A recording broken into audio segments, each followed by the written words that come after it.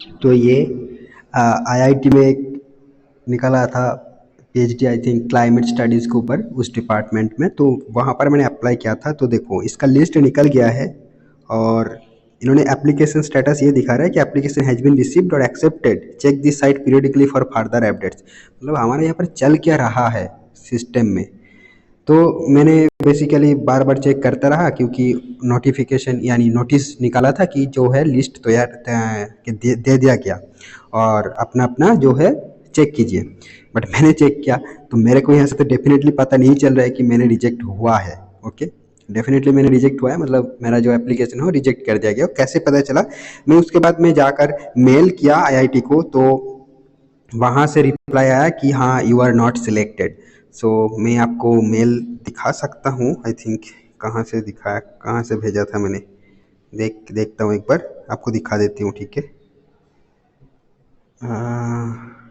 यहाँ पर तो नहीं है, यहाँ से क्या, तो यही बात है। देखो ये देखो यहाँ पर मैंने भेजा था मेल, तो ये स्क्रीनशॉट लेकर कि please let me know about short listing, am I short listed as website saying so but my profile has no clear mention about short listed और नॉट। सो यहाँ पर देख सकते हो, तो उन्होंने यहाँ पर रिप्लाई दिया था finally, thank you for that कि you are not shortlisted. तो मतलब देखो मैंने 300 रुपीज़ देकर मैंने फॉर्म फिलअप किया, और सिर्फ पता भी नहीं, मतलब फिर से पूछना पड़ रहा है। तो ठीक है, ये दिक्कत वाली बात नहीं है, बट मैंने एक चीज़ ये बोल रहा था कि हम जब फॉर्म फिल कर रहे हैं, देखो अगर सामने से कोई भी रेस्पेक्ट नहीं है ना, बेकार में पैसा गया और रिजेक्ट हो गया।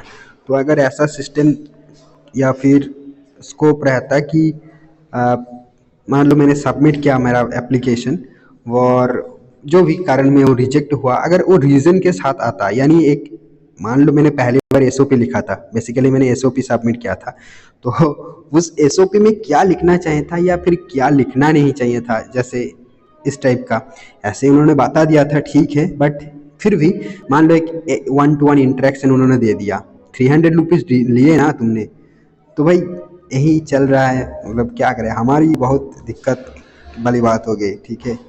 हमारा जो इनकम है वो पर डे 300 भी नहीं है, पापा की भी नहीं है 300 पर डे।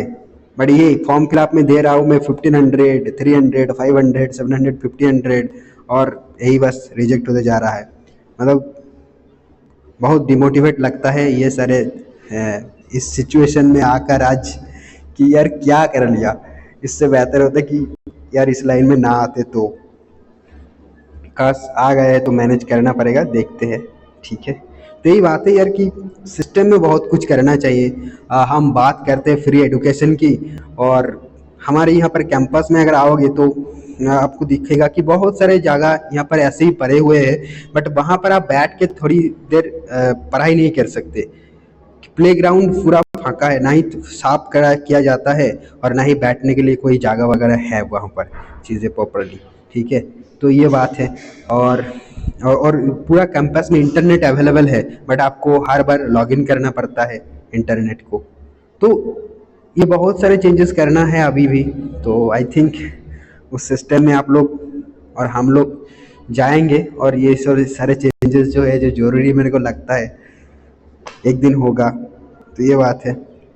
सच में बहुत दुख होता है यार, जब फीस देता हूँ और सिर्फ रिजेक्ट होने के लिए फीस देता हूँ, यही बात है, ठीक है। यार एटलीस्ट फीडबैक दे दिया करो, मैंने पैसा भरी है ना। हालांकि ये सिस्टम है, मैं जस्ट इसको ब्लेम नहीं कर रहा हूँ, बस सिस्टम के बारे में बात कर रहा हूँ कि ये सिस्टम, पूरा सिस्टम जो है चेंज होना चाहिए। या फिर फीस ही क्यों रखना है? आप निकाल रहा है पीएचडी के लिए एक ही सीट, ठीक, एक ही सीट, वहाँ पर भर रहे हैं 1000, 5000 मिनिमम, आई मीन 1000 तो होंगे ना। तो 1000 स्टूडेंट फॉर्म फिल कर रहा है, और सबसे कितना पैसा ले रहा है यार? फिर इतना भी नहीं लेना चाहिए, अगर लो तो फिर वेरी नॉमिनल चार्जेस रहना चाहिए ना आपका। आप तो कुछ नहीं कर रहे हो, कोई फीडबैक भी नहीं दे रहे हो, जो सिलेक्ट होगा ठीक है, वो अच्छी बात है, वो सिलेक्ट हो गया, उसका तो कोई मतलब अच्छा हुआ उसका, ठीक है, उसको बधाई है। बट जिन लोगों का नहीं हुआ उसका तो पैसा गया ना फिर, यही बात है। हमने देखो यहाँ पर ये इसलिए ज़्यादा दुख हो रहा है कि जब हम एग्ज़ाम के लिए फॉर्म फिल करते हैं तो हम एग्ज़ाम में जाकर अपीयर होते हैं, पर वहाँ वहाँ पर मानते हैं कि हाँ ठीक है, मैंने पढ़ाई नहीं की तो इसलिए क्लियर नहीं हुआ। बट यहाँ पर मैंने गलती एग्जैक्टली मिस्टेक की क्या ना, आपने बोला था कि एसओपी लिखने के लिए मैंने एसओपी लिखा।